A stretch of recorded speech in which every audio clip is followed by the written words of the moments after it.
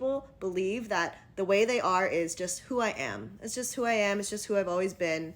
That's just the way I am. But the reality is that just because you were raised in this way and just because you carry these subconscious beliefs doesn't mean that you have to carry them forever. Our human minds are so malleable. We can teach ourselves that this is not the way it has to always be. And this is especially true when you think about the fact that you were not always this way. It's not true that you were born this way, that you were always this way. Actually, you developed these tendencies as a safety mechanism. You learned what was safe. You learned that it was safe to overachieve. You learned that it was safe to keep your voice quiet. You learned that it was safe to internalize things. Whatever you learned as a child as a coping mechanism to develop emotional safety and protection is what you just carry into adulthood until you choose differently, until you wake up and recognize where that came from and get really clear about these are the subconscious beliefs that were programmed into me from childhood because of the way I was raised, but that is not the way I always have to be. And that is so freeing and powerful because you are no longer identifying with victimhood of being like, oh, that's just how I am, I can't help it, other people aren't like that, so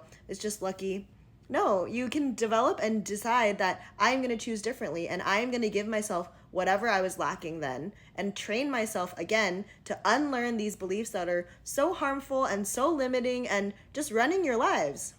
So if you have the overproductive example where you feel like your worth is in what you do and not in who you are, what would it look like to train yourself and practice slowing down, to teach yourself that, hey, your worth is not in what you only do. You can give yourself reassurance. Maybe it looks like telling yourself out loud, like, hey, I'm so proud of you for not forcing yourself to go to the gym today, even though you force yourself every single day because you usually find your worth in that. Or maybe what it looks like is taking a vacation and allowing yourself to rest and do nothing and have zero plans and tell yourself like, oh, I'm so proud of you for doing that. We can unlearn these other beliefs that we've carried since for as long as we can remember, but we don't have to always be that way. Or if it's the example where you feel like your voice doesn't matter, what would it look like to practice expressing your beliefs, your thoughts, and see how your loved ones respond?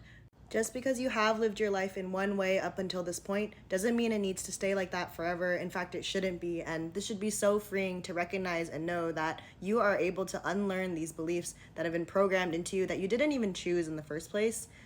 This is your life, and you deserve to live a life that is not run by these beliefs that you didn't even choose in the first place.